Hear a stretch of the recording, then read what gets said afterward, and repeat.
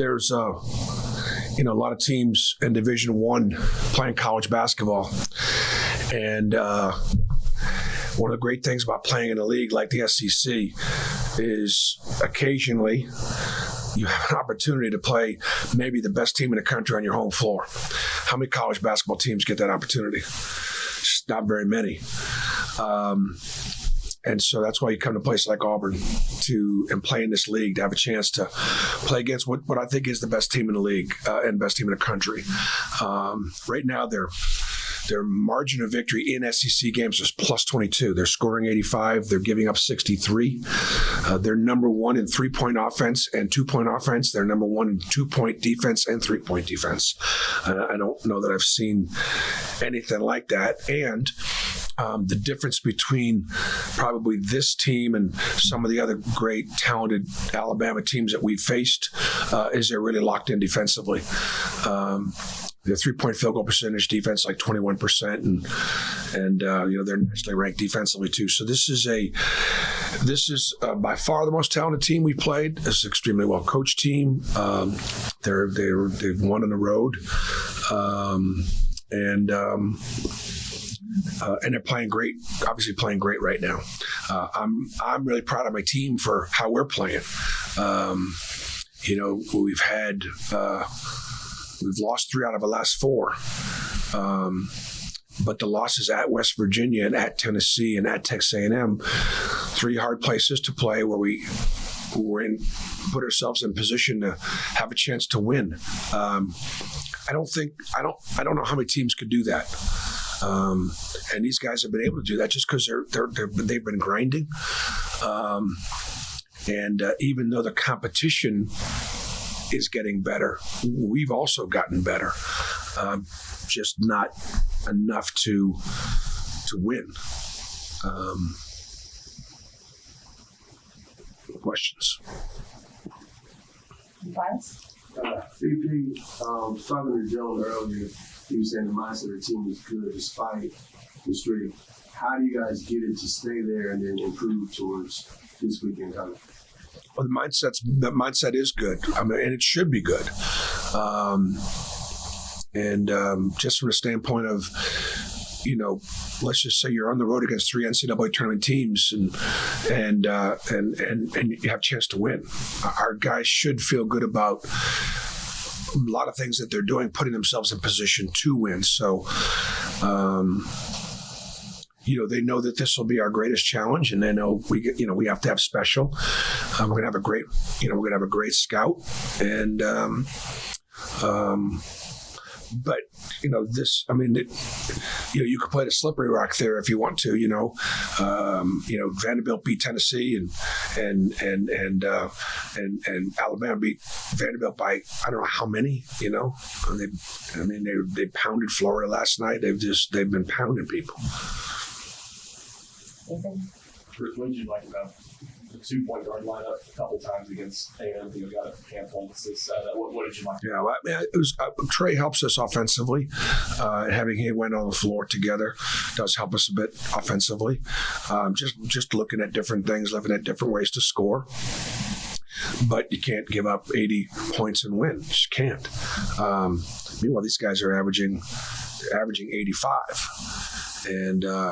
Nobody's been able to hold them down, so we're, they're making over 11.5 threes a game. They got a bunch of guys that can shoot it. They spread it. I've always told you Coach Oates is one of the best coaches in the country, and does a really good job. So guarding them, and guarding them in transition, they play really fast. The one thing about the game, it'll be up tempo. It'll be an exciting game because the pace that both teams like to play at.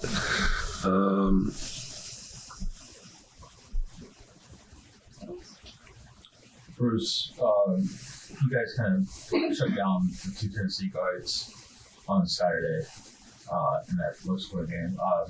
When it comes to defending Brandon Miller, how difficult is it, and what have you seen from him? Yeah, Brandon is he's a great player, great talent, great kid, great family. We had him on campus for an official visit, and we just couldn't break that roll tide. Dad played football, and thought he was actually going to go pro. But he just reminds you so much. The kind of year he's having for Alabama reminds you so much the kind of year that Jabari had for us. He scored at all three levels. He may have been 6'7" in high school. He's legitimately 6'9" now, and he's a 6'9" two guard. So,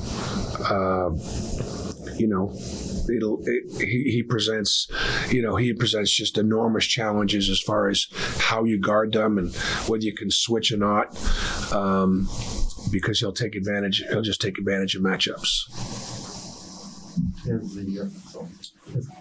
Has Sears made a big difference getting him to transfer? Yeah, Sears has been great. We offered Sears, but he was a Muscle Shoals boy. He grew up probably wanted to go to Alabama his whole life, and he just an older guard transfer. The thing that one of the things that makes Alabama really special doesn't get taught. They have three elite playmaking guards, and Bradley and Sears and Quinterly. Those are three elite playmaking guards. And so in different ways, imagine having three Wendell Greens on the floor at the same time with a little bit different abilities. It just makes it really, and they'll play two of them together. And so those guys can all shoot it. They can all, certainly Quinterly and Sears, great shooters.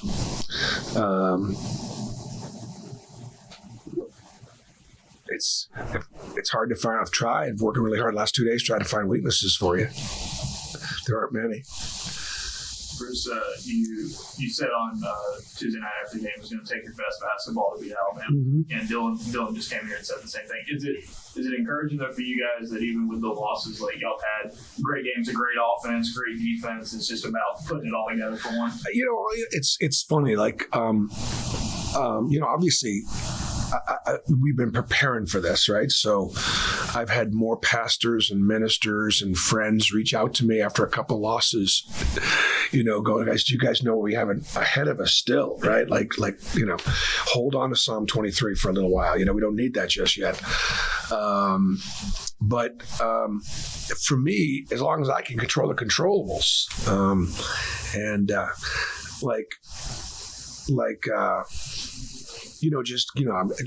listening to the broadcast last night on ESPN. Jimmy Dike said that Auburn would be a desperate team. We've got opportunities in front of us. Depends where your perspective is. I don't feel desperate. I feel like I got a really good team that's playing really hard, that is competing every night, and we're giving ourselves a chance. I don't feel desperate. I understand that. I understand our schedule. Look, we'll have the toughest schedule in the league this year. We have Alabama twice, and the league, that's by our natural traveling partners. And the league gave us Tennessee and Texas A&M twice. Well, everybody knew Texas A&M and Tennessee were going to be the top 4 or 5 teams in the league. And anybody that didn't think Texas A&M wasn't going to be there, don't you remember the team that finished the season last year, and they brought most of those guys back. So everybody thought they were going to be really good. And they weren't really good until they started conference play, but they really were. So, and then we got to go to Kentucky. So we have the toughest schedule in the league. And look, the way things work, you get pounded. Like if we'd have gone on the road and gotten pounded like most teams have gotten pounded in Knoxville, that would hurt us worse. We got to continue to do what we're doing and put ourselves in position to win, and that's what we've done so far, and that's what I hope to do on Saturday. Any more questions? It's the outlet game on Saturday. Can you talk about how important that's going to be this program? Yeah, I mean, the fact that a year ago we gave out $250,000 to patients in the state of Alabama who are having a hard time paying their bills, who perhaps couldn't afford the copay for a medication they needed, a treatment that they needed, and because of the money that our fans provide through Outlive, they got it. And it saved lives. Once again, this year, thanks to Mike's Life Foundation, we're going to do prostate cancer screenings. and from gentlemen 40 years or older.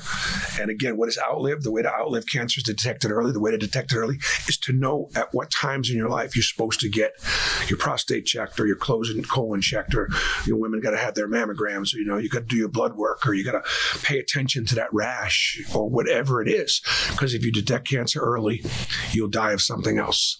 And so the awareness aspects of the campaign, to be able to have college game day here again, they were here last year for the Outlive game. Who knew that the Outlive game, Texas A&M, was going to be when college game day came to Auburn?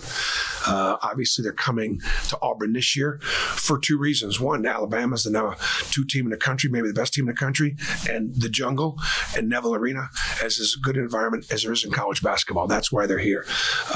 What kind of a statement does it make about our program when we've been able to get college game day here on our campus 3 years in a row? Only Duke's done that. And what does college day mean for Auburn, Alabama? It means a lot. It means a lot to our, for our students, so on and so forth. You have to win 3 championships in 5 years in order to make those things happen. So it's great visibility for our program at your university, great national recognition for Outlive. And so I just hope that I don't eyeball anybody in the building on Saturday without an Outlive shirt on. No excuses.